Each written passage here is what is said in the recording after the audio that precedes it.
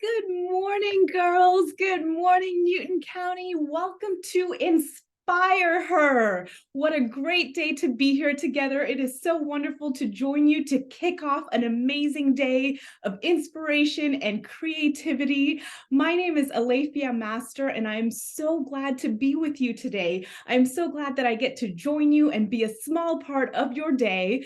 I'm here to share a little story with you. I'm actually here. The wonderful teachers and team at your district invited me to join you and share a little story with you. And so I want to share this story with you about a little girl who was born and brought up in this town called Reading, Pennsylvania.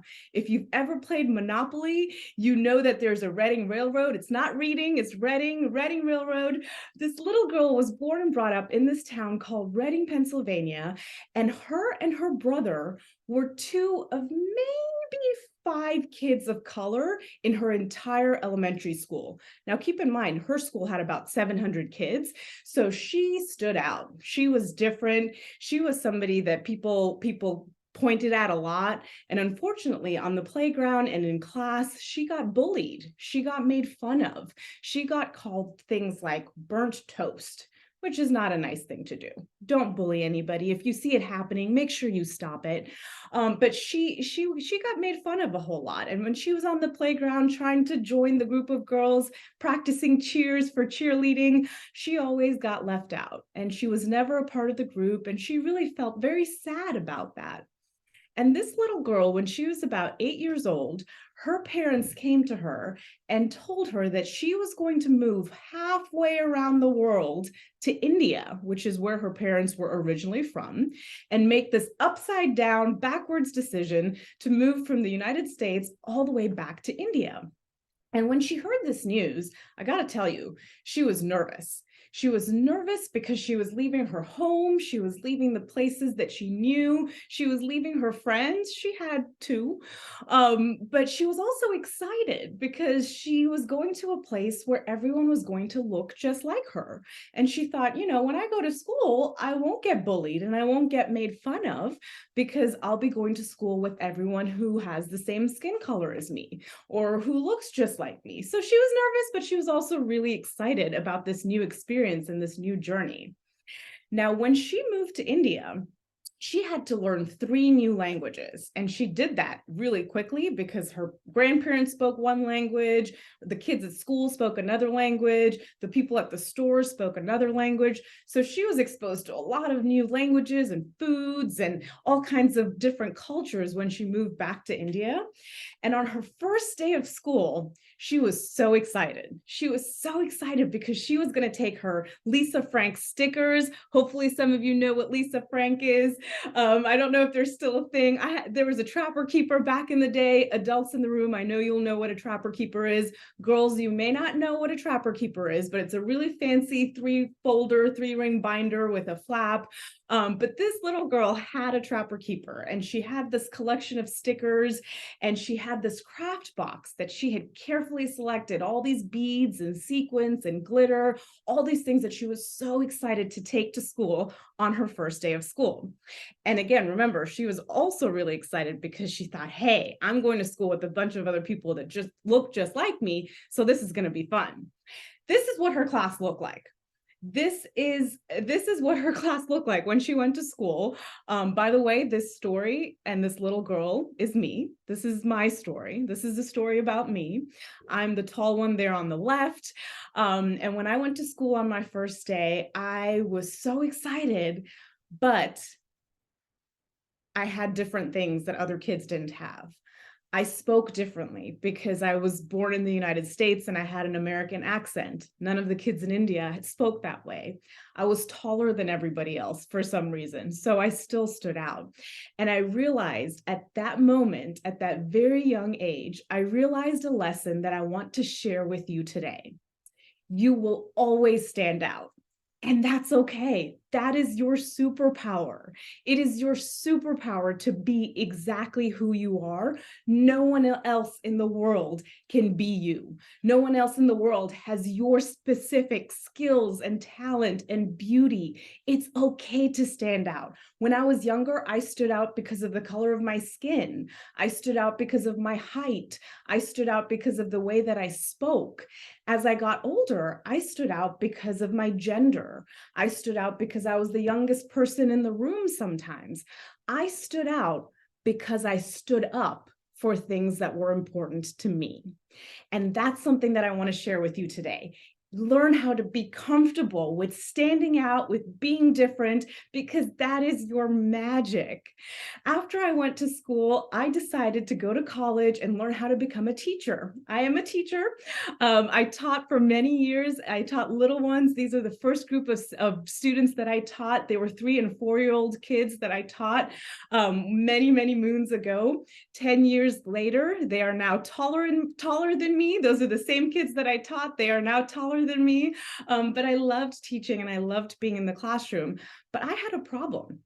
As a teacher, I had a problem, and I decided to work on finding a group of people that I could work with and create a company to help solve that problem. And the company that I created was with this beautiful group of people from all over the world. I was able to find these amazing, talented people from India, from Ghana, from all over the United States. One of my amazing colleagues and team members is right there with you, Miss Alexandra Cummernis. Everyone say hi, Miss Cummernis. You can call her Miss K. Hi, Miss K. She's going to be working with you today, doing some really exciting projects, but we wanted to create something and we wanted to solve a problem. The problem that we are working on solving together is this. Kids, you young ladies, are really good at consuming technology. You're using phones, you're using apps, you're using your computer, you're using the internet, you're consuming, using, which is great. We do that too. I use my phone, I use my computer all the time.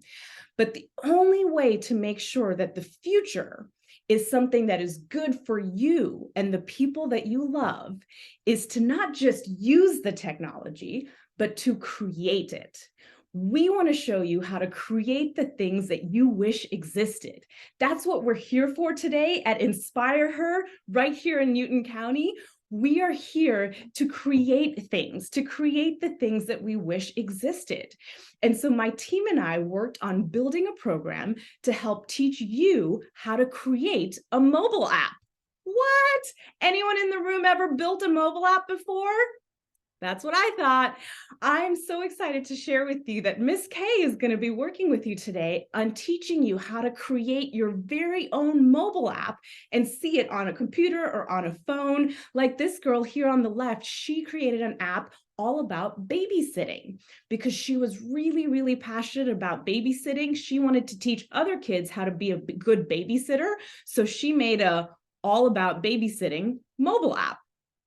This group of girls here is working on an app for refugees in Atlanta to help these refugees that are coming to Atlanta know more about the city, about how to get around, how to buy groceries, how to speak in different languages, and also how to learn how to become a citizen if that's something that they wanted to do.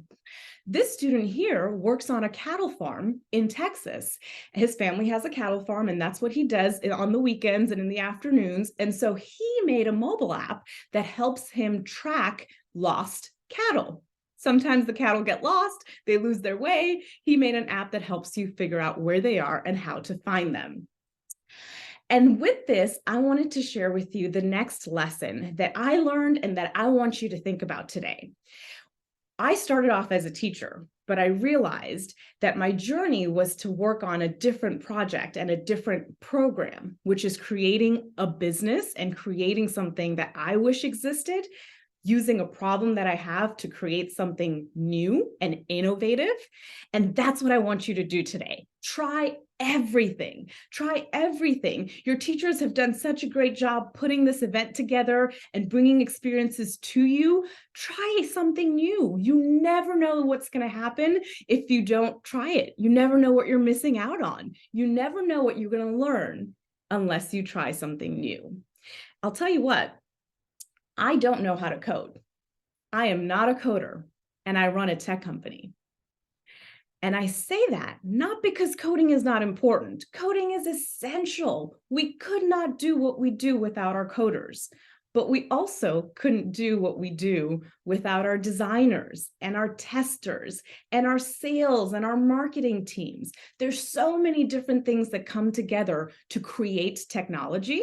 I want you to figure out what part of this you like, what you're good at, what you want to learn more about. And if code is it, great. I want you to learn how to be a coder, and I want you to learn more about code.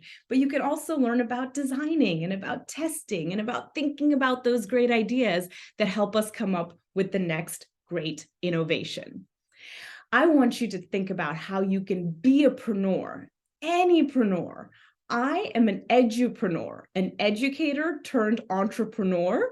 An entrepreneur is someone who starts a business, who thinks of an idea and works with a team of people to create something to bring to the world. So I'm an edupreneur. If you're interested in art, maybe you could be an artpreneur or an agripreneur or an appreneur and build an app and take that idea and launch it in some amazing ways. You see, I am a CEO. I'm the CEO of my company, Madlearn. And if you see, I've got my SheEO shirt on. I'm not just a CEO of my company, I am a SheEO. And I want you to think about how you can be one too.